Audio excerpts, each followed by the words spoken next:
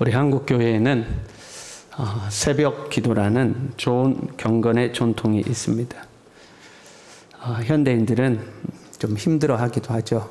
밤에 늦게 자니까 현대인들의 삶이 그렇잖아요. 뿐만 아니라 단순히 밤에 늦게 자는 문화만이 문제가 아니라 우리가 하나님을 향한 간절함이 없는 것도 새벽에 일어나지 못하는 이유 중에 하나입니다. 그러니까 새벽에 단잠을 깨우고 일어나서 하나님 앞에 기도해야 할 만큼 간절함이 없는 거죠. 그런다고 그래요? 국민소득 만불 시대의 신앙과 국민소득 2만 불 시대의 신앙과 국민소득 3만 불 시대의 신앙은 전혀 다르다고 그럽니다. 우리는 국민소득 3만 불 이상의 삶을 살고 있잖아요. 그럴수록 믿음이 점점 없어진대요. 내 삶에 하나님의 특별한 필요를 이제 못 느끼는 거죠. 나한테 문제가 있을 때 기도하는 거 여러분 필요해요? 그러나 그것보다 더 중요한 것은요, 기도란 주님과 교제하는 겁니다. 문제가 있을 때만 만나는 관계는 사업적인 관계죠. 그러나 아무 이슈가 없어도 같이 있기만 해도 좋은 관계를 사랑의 관계라고 그러는 겁니다. 내게 특별한 문제가 없어도 주님 앞에 나와서 주님을 생각하고 주님과 교제하는 것이 즐겁고 행복해야 되는 거거든요. 그렇잖아요. 남녀가 처음 만나서 연애해요. 사랑에 빠졌어요. 또 그렇게 해서 결혼하고 신혼 초기에요. 그냥 같이 있는 것만 해도 좋은 거예요. 별로 중요하지도 않아요. 시시콜콜한 이야기하면서 하하호호 지내는 게 사랑의 관계죠. 그러다가 세월 지나면 그 사랑 다 지나고 나면 이제 문제 있을 때만 연락하는 거예요. 돈 떨어졌다, 돈 보내라 뭐 이러면서 그때만 연락하는 관계가 되는 거죠. 우리의 진짜 문제는 우리가 주님과 사랑의 관계를 맺지 않는 거예요. 주님 앞에 나와 기도하는 시간이 행복해야 되는 거예요. 우리 옆 사람과 인사합시다. 내일 새벽에 봅시다. 우리가 속이 있어서 웃죠. 새벽에 기도를 하든 저녁에 기도를 하든 기도하는 사람들은 대부분 레파토리가 있습니다. 기도하는 순서가 거의 정해졌어요. 저도 새벽에 말씀을 전하고 나서 이제 기도하는 시간이 되면 같이 기도합시다 하면서 기도 제목을 던지는데 매일 똑같습니다. 이렇게 하는 거죠. 말씀 붙들고 기도하시고 교회와 성도들을 위해서 기도하시고 우리의 자녀들과 어린이 마을을 위해서 기도하시고 몸이 아픈 성도들을 위해서 기도하시고 그 성도들의 형통함과 평안함을 위해서 같이 기도합시다. 항상 똑같은 거예요. 그 기도의 내용이 성도들의 강건함과 평안함, 형통함을 위해서 기도하는 거거든요. 저는 여러분들이 건강하고 평안하면 좋겠습니다. 여러분 건강하고 평안하시기를 바랍니다. 이런 우리의 바람에도 불구하고 그렇게 기도함에도 불구하고 우리의 삶에는 고난이 찾아옵니다. 예수님 잘 믿어도 정말로 부끄럼 없이 신앙생활을 해도 우리의 삶에 고난은 찾아옵니다. 본문에 나오는 바울 사도도 마찬가지예요. 이 사람은 원래 예수 믿는 사람들을 잡아 죽이고 옥에 가두고 핍박하던 사람이었습니다. 그날도 다메섹에 있는 크리스찬들을 잡으러 가다가 노상에서 살아계신 예수님을 빛 가운데서 만났습니다. 그리고 삶이 완전히 변했습니다. 그 다음 날부터 예수 그리스도의 복음을 증거하기 시작했고 평생을 주의 복음을 위하여 헌신하고 결혼도 하지 아니하고 오직 주의 복음을 위해서 자기의 목숨도 아끼지 아니하고 살았던 사람이 사도 바울입니다. 그러면 그렇게 주님을 위해서 살았으니까 복음 위에 살았으니까 이곳저곳 복음 전하러 다니며 살았으니까 하나님이 그의 앞길을 형통하게 하셨는가 풍요롭게 하셨는가 말년의 삶을 아주 건강하게 잘 살도록 하셨는가 절대 그렇지가 않습니다. 바울의 평생에 그의 앞에는 고난과 환난과 역경이 그를 기다리고 있었습니다. 내가 그곳에 가기 전에 이미 고난이 와서 기다리고 있었어요. 바울의 삶이 그랬습니다. 오늘 본문의 말씀도 이렇게 시작합니다. 소요가 그침에 소요가 그침에 무슨 말이냐면 바울은 1차, 2차, 3차 이렇게 전도 여행을 떠났는데요. 그 1, 2, 3차의 선교 여행을 통틀어서 가장 시간을 많이 투자하고 정성을 쏟아서 개척했던 교회가 에베소 교회입니다. 3년 동안 그곳에 머물면서 한남 눈물과 기도로 성도들을 가르치고 양육했습니다. 그리고 이 에베소 교회에서는 아주 놀라운 능력이 나타났습니다. 19장 11절부터 보면요. 하나님이 바울의 손으로 놀라운 능력을 행하게 하시니 심지어 사람들이 바울의 몸에서 손수건이나 앞치마를 가져다가 병든 사람에게 얹으면 그 병이 떠나고 악기도 나가더라. 아주 신비한 능력이 나타났어요. 그냥 바울의 손수건이라도 가지고 가서 병든 자에게 얹으면 병이 확 나아버리는 거예요. 여러분 이런 능력이 저에게 있으면 좋을까요? 안 좋을까요? 막 그냥 제 손수건이 불티나게 팔릴 겁니다. 서로 제 손수건 가져가려고 하지 않겠어요? 이런 역사는 바울이 전도하러 다녔던 여러 도시 중 그 어떤 도시에서도 나타나지 않은 현상입니다. 이 에베소에서만 이런 현상이 나타났어요. 왜냐하면 이런 현상은 이교적이고 미신적인 요소가 있기 때문에 그렇습니다. 하나님의 역사가 전통적인 역사가 아니에요. 여러분 무속신앙인들이 주로 사용하는 것 중에 하나가 부적이죠. 그렇잖아요. 당신에게 이 부적을 갖다 붙이면 문제가 없을 것이다. 군대 가는 아들 이 팬티 속에 부적을 접어서 넣어주면서 이 부적 갖고 다니면 네 군대 생활 동안 아무 어려움이 없을 것이다. 그 무속인들이 쓰던 게 부적이에요. 부적이거나 아니면 구술하는 거죠. 그러니까 마치 바울의 손수건을 갖다 얹는 행위는 이 무속신앙에서 쓰는 부적처럼 활용이 된 거예요. 이교적인 신앙인 겁니다. 예수님은요 오직 말씀으로 병을 고치고 귀신을 쫓아냈습니다. 예수님이 말씀하시면 병이 고쳐졌어요. 말씀하시면 귀신이 떠나갔어요. 그래서 당대의 사람들이 그 예수님의 모습을 보고 놀란 거예요. 왜? 자기들은 소위 말하는 좀 푸닥거리를 해야 되거든요. 병을 고치고 귀신을 쫓아내려면 푸닥거리를 해야 되는데 예수님은 그런 걸 전혀 하지 않고 오직 말씀으로 더러운 귀신아 나가라. 그러면 귀신이 떠나가고 네 병에서 노인받아 강건할지어다. 그러면 병이 낫는 거예요. 그래서 예수님을 보고 당대의 사람들이 놀랬거든요. 그런데 하나님께서 바울의 손을 통해서 이교적 형태의 능력을 베풀도록 허락하신 거예요. 마치 무당들 부적 붙이듯이 손수건이나 앞치마 갖다 얹으면 병이 낫도록 허락하신 거죠. 왜 그랬냐면 이 에베소라는 도시가요. 이 소아시아의 수도와 다름없는 도시였습니다. 유럽과 아시아를 연결하는 항구가 있었어요. 이 항구가 이 일종의 허브 역할을 해서 수없이 많은 나라의 배들이 에베소로 모였습니다. 그러다 보니까 다양한 문화, 다양한 인종들이 존재했고 종교도 아주 다양하게 존재한 거예요. 그러다 보니까 이교 문화가 발달했고 마술이 발달했고 매춘이 성행했고 종교의 힘을 빌어서 병을 고치는 이런 의료 행위가 성행하던 곳이었어요.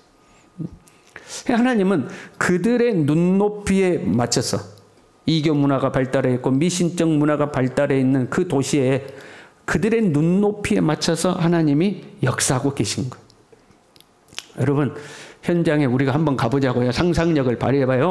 자, 우리가 지금 2000년 전 에베소 교회에 와 있어요. 할렐루야.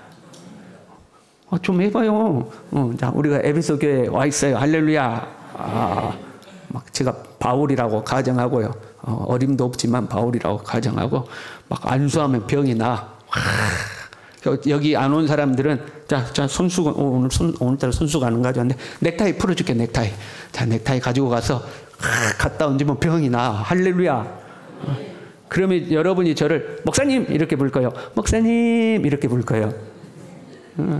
막 얼마나 저 멀리서부터 목사님 하지 않겠어요? 여러분 이 놀라운 역사가 일어나니까 사람들이 얼마나 막 바울을 이대하게 받겠어요. 바울을 얼마나 칭송했겠어요. 난리가 난 거예요. 마술하던 사람들이 자기 집에 있는 마술책을 막 자원해서 끄집고 나와서 다 불살라 없애버리고 우상도 없애버리고 막 난리가 난 거예요. 그렇게 됐으면 좋았을 텐데요. 그 지역에 우상을 팔아 장사하던 사람들이 있었어요. 아뎀이라는 신상을 그리스 신화에서는 아르테미스라고 나오고요. 로마 신화에서는 다이아나라는 신이에요. 그 신상을 만들어서 장사해 먹고 사는 사람, 또는 그 신전의 모형을 만들어서 팔아먹고 살던 사람들이 있어요. 그동안에는 사람들이 에베소 지역에만 오면 우상사가지, 신전사가지가 장사가 잘 돼가지고 그걸로 부유하게 살았어요.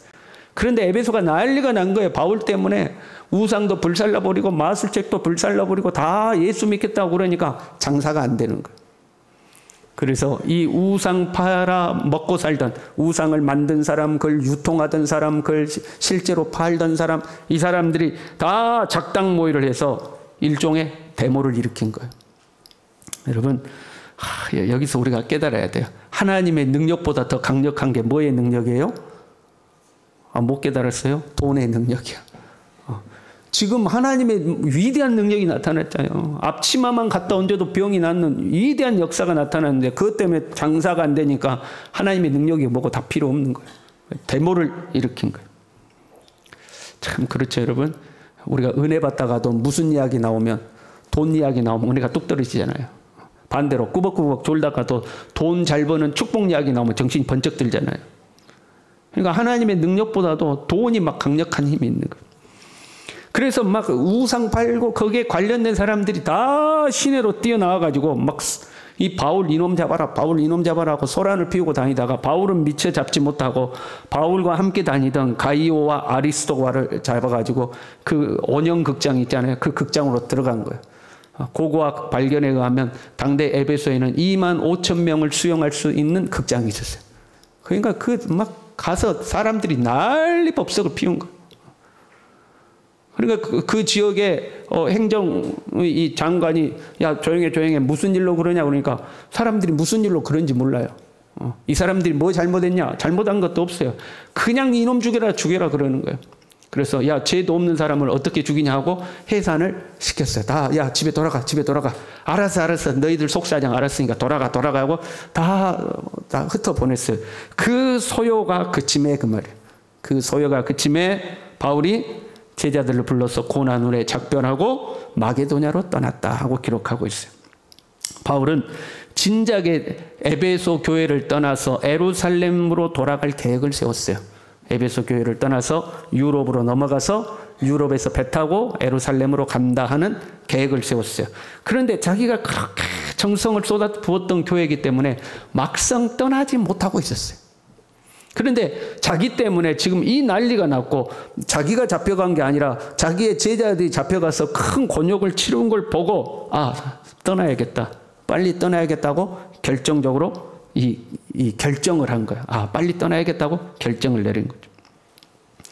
바울의 대부분의 선교 여행의 과정이 그랬어요. 아무리 복음이 힘있게 전파되더라도 고난이 찾아오면 그 지역을 떠나는 거예요. 고난 때문에 지역을 떠나요. 비시디아 안디옥에서도 그랬고요. 이고니온에서도 그랬고요.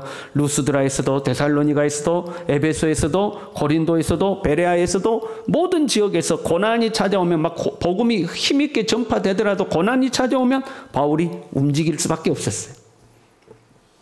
이걸 신앙적으로 보면 하나님은 바울을 고난을 통해서 움직이고 계시는 거예요. 본문도요.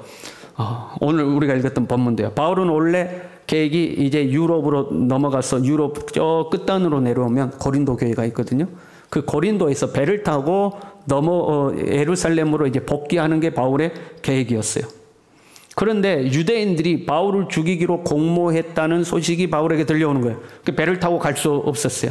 그래서 다시 육로를 통해서 다시 에베소에서부터 넘어왔던 그 육로를 다시 돌아가게 되었다. 바울의 계획이 틀어졌다 이 말이에요.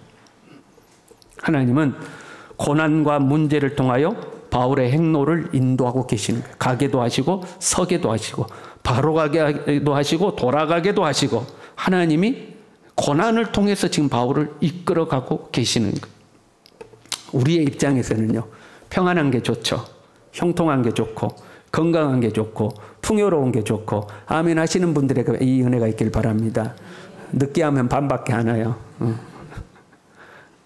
우리는 그렇잖아요. 고난 싫어요. 힘든 거 싫어요. 불통 싫어요. 아픈 거 싫어요. 가난한 거 싫어요.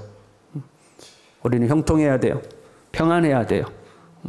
풍요로워야 돼요. 건강해야 돼요. 그래서 우리는 이런 것들로 우리의 삶에서 판단을 하는데 기준을 세운죠. 고난은 나쁜 것, 형통은 좋은 것, 병든 것 나쁜 것, 건강한 것 좋은 것. 그걸 기준으로 세워놓고 우리가 좋다고 생각하는 것을 따라가려고 할 때가 있는 거죠. 그뿐만 아니라 그 좋다고 생각되는 곳에 우리가 머물고 싶은 거죠. 여러분이 자 나무를 이제 봄 됐으니까 나물 나올 때가 됐네요. 봄에 나무를 탁 해가지고 시장에 팔러 갔어요. 그래서 내가 자리를 딱 잡고 앉았는데 이야 이 자리가 그 속된 표현으로 명당 자리야. 앉기만 하면 막 나물이 불티나게 팔려요. 막 그래 뭐 내 옆에 앉은 사람은 해가 지도록 안 팔려. 그런데 이 자리에 앉으면 막 불티나게 팔려. 근데 주님의 음성이 들려왔어. 아야 그 자리 버리고 딴 자리로 가라. 그럼 갈 거야 안 갈 거요? 가요 안 가요? 아니 이 자리에 지금 나물이 불티나게 팔리는데 가겠어요? 우리는 평안한 곳에 머물기를 원한다 이 말이에요. 그래서 하나님은 고난을 통해서 우리로 하여금 그 자리를 박차고 움직이도록 하시는 거예요. 이스라엘이 출애굽할 때요. 원래 이스라엘 백성들은 애굽에 들어갔을 때 선대 받았어요. 애굽 사람들과 잘 지냈어요. 그런데 왕조가 바뀌고 나서 새로운 왕조가 이스라엘 백성들을 억압하고 핍박하기 시작합니다. 핍박받으니까 하나님께 부르짖기 시작한 거예요. 그리고 핍박이 있었기 때문에 모세를 통하여 야 애굽을 떠나서 하나님이 약속하신 땅으로 가자 하니까 간 거예요. 만약에 애굽에서 잘 먹고 잘 살았어요. 좋은 집 짓고 정치적으로도 출세하고 높은 자리에 올랐어요. 그러면 자 가나안으로 가자 그러면 가겠어요? 안 가는 거죠. 고난이 있었기 때문에 하나님의 인도를 받는 거예요. 야곱이요 형과 아버지를 속여가지고 애삼촌 집으로 도망갔어요. 20년을 거기에서 살았거든요. 만약에 20년 사는 동안 야곱이 거기에서 잘 살았어요. 애삼촌이 잘 해주고 야 너 우리 집에 있어라. 우리 재산 너에게 다 물려주마. 그래가지고 야곱이 거기에서 잘 살았어요. 그럼 고향으로 돌아가겠어요? 어느 날부터 애삼촌이 자기를 쳐다보는 눈빛이 달라요. 애사촌들이 자기를 쳐다보는 눈빛이 달라요. 근데 조금만 잘못하면 나를 잡아먹을 것 같아요. 그러니 꿈속에 하나님이 나타나셔서 네 고향으로 돌아가라. 그럴 때 보따리 싸서 가는 거예요. 고난이 있기 때문에 하나님의 인도를 받는 거죠. 가나안에서 돌아왔어요. 모든 일이 잘 정리됐어요. 그랬더니 야곱이 숫곳이라는 곳에 머물렀어요. 사실은 하나님과 약속한 베델이라는 장소가 있거든요. 하나님이 나로 하여금 무사히 돌아오게 하시며 이곳에 하나님의 집을 세우겠다고 약속을 했거든요. 그런데 안 가는 거예요. 숫곳에 자기를 위하여 우릿관을 짓고 거기서 살았어요. 그러다가 자기 딸이 겁탈을 당하고 자기 아들들이 이웃 주민들을 살인하고 집단 살해를 했어요.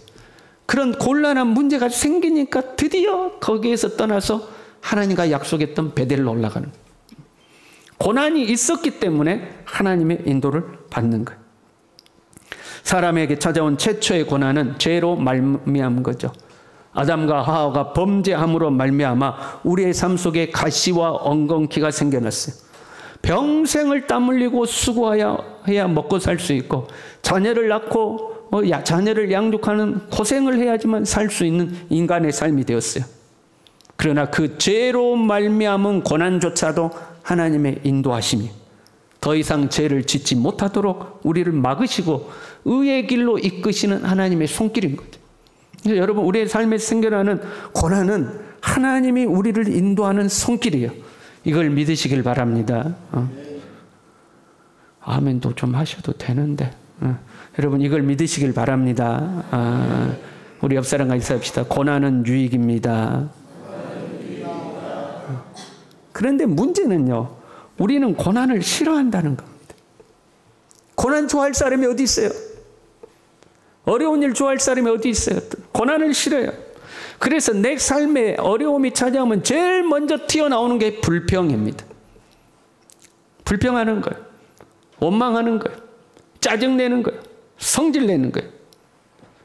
혼자 막 불평해도 안 풀리니까 이제 원망의 대상을 찾아요. 너 때문이야. 네가 그러니까 내가 힘들지. 너 때문이야. 하고 책임을 전가하고 그 탓을 쏟아내는 거죠. 요나가요, 니느웨가 망하기를 기다리며 초막을 짓고 거기에 있는데 낮에 햇빛이 뜨겁잖아요. 하나님이 박농쿨을 만들어서 그늘을 만들어줬어. 얼마나 좋은지 몰라요. 그 다음날 벌레가 나와서 그 박농쿨을 갉아먹어버렸어요. 그 박농쿨 하나 없어졌다고 불평이 쏟아져 나오는 거예요. 누구를 향해서요? 하나님을 향해서. 그게 사람이에요. 그 작은 박농쿨 하나만 없어져도, 그래서 내 삶에 불편함이 찾아오면 그냥 원망과 불평이 쏟아져 나오는 거예요. 박농쿨을 주신 것도, 박농쿨을 제거하신 것도 하나님의 인도요, 하나님의 섭리잖아요. 그런데 원망하고 불평하는 거예요. 하나님은 살아계신 줄로 믿습니다. 하나님은 여전히 우리의 삶을 인도하고 계신 줄로 믿습니다. 문제는 그 하나님의 인도가 고난이라는 형태로 우리에게 찾아올 때 우리는 고난이 싫으니까 그걸 거절해 버리는 거예요. 싫다는 거예요. 믿음이란 문제에 직면했을 때의 그 정체를 드러냅니다. 좋을 때는 모르는 거예요, 여러분. 좋을 때는 모르는, 사람 성격도 그렇잖아요. 좋을 때는 모르는 겁니다. 그래서 여러분, 그 사람 화나는 일이 한번 있어 봐야 알아요. 그래야 그 사람 진짜 꼬라지를 알게 돼요. 화를 내봐야 아는 거예요. 고난과 어려움 앞에서 어떤 선택을 하는가가 나의 믿음을 증명하는 겁니다. 그게 진짜 내 믿음이에요. 아브라함을 보십시오. 하나님이 아브라함에게 독자 이삭을 바치라고 하셨습니다. 그렇게 불합리하고 이상한 명령이 없는 거예요. 주실 때는 언제고? 75세 때 주시겠다고 약속해놓고 100세 때 아들 주셨거든요. 25년 만에. 그래놓고 이제 아이가 10대 후반쯤 되니까 다시 바치라는 거예요. 그것도 이상하지만 그 아이를 그냥 바치는 거, 보통 우리는 하나님께 우리 아들 바쳤다 그러면 뭐 목사를 만들었다거나 선교사 만들었다거나 뭐 이런 걸 생각하잖아요. 그런데 그 아이를 번제로 하나님 앞에 바치라는 거예요. 아이를 칼로 찔러 죽이고 피를 받아내고 아이의 몸을 칼로 다 잘라내서 하나님 앞에 불살라서 바치라는 거예요. 이거는 이교도들이 하던 행위입니다. 이교도들이 하는 행위예요. 하나님이 금하신 거예요. 사람을 하나님께 불살라 바치는 것을 하나님은 금하셨어요. 이교도들이나 하던 짓을 하나님이 이 아브라함에게 시킨 거예요. 그 불합리하고도 이상한 명령 앞에 아브라함은 하나님을 신뢰합니다. 그래서 하나님이 이제야 네가 나를 경외하는 줄 내가 알겠다 하고 아브라함의 믿음을 인정하시죠. 그 불합리한 상황에서 믿음이 증명되는 거예요. 고난 앞에서 나의 믿음이 증명되는 거죠. 그 아브라함이 아들 이삭을 데리고 이제 하나님이 명하신 산 위로 올라갑니다. 아들이 등에다가 나무, 번제에 쓸 나무를 짊어지고 불을 들고 가는데 물어봅니다. 아버지, 번제에 쓸 나무와 불은 있는데 양은 어디에 있습니까? 짐승은 어디에 있습니까? 라고 물을 때 아브라함이 아들에게 이렇게 이야기합니다. 하나님께서 친히 준비하실 것이다. 하나님께서 친히 준비하실 것이다. 여러분, 우리의 삶에 고난이 왔습니까? 어려움이 왔습니까? 내 생각과 다르고 내 계획과 다르고 내가 곤란한 일들이 내 삶에 벌어졌습니까? 그 안에 하나님이 친히 준비하신 좋은 것이 있음을 믿으시길 바랍니다. 하나님이 친히 준비해 놓으셨어요. 그 하나님은 변함없이 우리를 인도하고 계시는 하나님입니다. 하나님은 한 번도 우리를 떠난 적이 없습니다. 하나님은 여전히 우리와 함께 하고 계시고 하나님은 우리를 향한 계획을 가지고 계십니다. 내 눈에는 고난이요, 내 눈에는 어려움이지만 그것은 하나님이 우리를 인도하는 하나의 방법인 겁니다. 그 하나님을 신뢰하는 거예요. 계획이 바뀌었어도 내 생각과 다를지라도 당황하지 않고 유연성을 발휘할 필요가 있는 거예요. 주님을 신뢰하는 거예요. 내 눈앞에 있는 문제가 아니라요. 내가 믿음이 없는 것이 문제예요. 같이 해볼까요? 내 눈앞에 문제가 아니라 내가 믿음이 없는 것이 문제다. 네. 하나님은 나를 인도하고 계시거든요. 숱한 고난을 통해서 하나님의 인도를 받은 바울. 한 번쯤은 그럴 수 있다고 쳐요.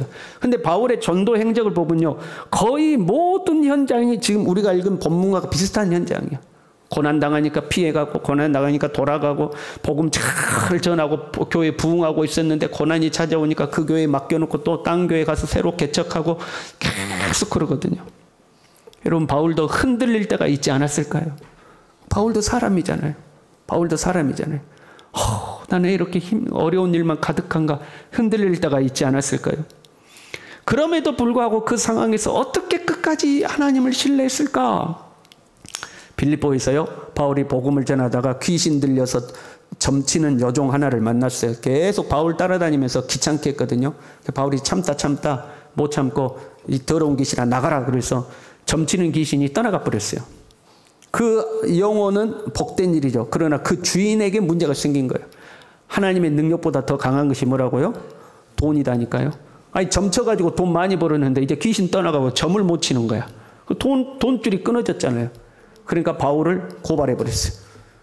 바울과 실라가 끌려가서 작심매들 두들겨 맞고 감옥에 갇혔습니다. 그때의 상황이 16장 25절에 이렇게 기록되어 있습니다. 한밤중에 바울과 실라가 기도하고 하나님을 찬송하며. 여러분, 한밤중이라는 단어를 주목할 필요가 있어요. 왜 한밤중에 기도하고 찬양했을까요? 여러분, 낮에 두들겨 팼을 거 아니에요. 그렇잖아요? 당대에는 지금처럼 이렇게 불이 환하지 않아요? 낮에 두들겨 패고 밤에 이제 초저녁에 감옥에 갇혔을 텐데 한밤중에 기도하고 찬송했다. 왜 한밤중이었을까요? 아마 두들겨 맞아서 통증 때문에 잠을 못 이뤘을 수도 있겠죠. 그러나 한편으로 이렇게 생각할 수도 있어요. 낙심되지 않았겠어요? 바울도 착신 두들겨 맞고 몸이 이 피범벅이 된 거거든요. 나중에 보면 그 몸을 씻어냈다 이런 표현들이 나와요. 피범벅이 돼가지고 옥에 던져져 있으니 낙심되지 않았겠어요? 절망되지 않았겠어요? 그 낙심되어 있다가 그 마음이 회복되는데 시간이 걸린 겁니다. 절망에 빠졌다가 다시 마음이 회복돼서 하나님을 찾는데 시간이 걸린 거죠. 고난을 좋아할 사람 없어요? 마음이 낙심되지 않을 사람 없어요? 아무리 믿음으로 사는 사람도 그런 큰 고난이 찾아오면 마음이 절망이 찾아오는 거예요. 낙심이 되는 거예요. 그럼에도 불구하고 믿음의 사람은 그걸 이겨내는 거죠. 그걸 이겨내는 거. 어떻게 이겨내요? 바울은 기도하고 찬송했다 이렇게 돼 있어요. 사랑하는 성도 여러분, 어떤 일이 있어도 기도하시길 바랍니다. 힘들어도 기도하시길 바랍니다. 기도를 통해서 나를 이끄시는 하나님의 그 손길을 바라보게 되는 거예요. 도저히 기도가 안 나오면 찬송하시길 바랍니다. 다 따라합시다. 기도가 안 나오면 찬송하고, 찬송이 안 나오면 기도하자. 그걸로 내 억눌린 마음을 이겨내는 거예요. 절망의 자리에서 하나님을 다시 보게 되는 거예요. 네, 기도가 안 나오면 찬송하고, 찬송이 안 나오면 기도해서 변함없이 나를 이끄시는 하나님을 신뢰하고 바라보는 겁니다. 이제 우리 그 마음으로 하나님 앞에 찬양하겠습니다.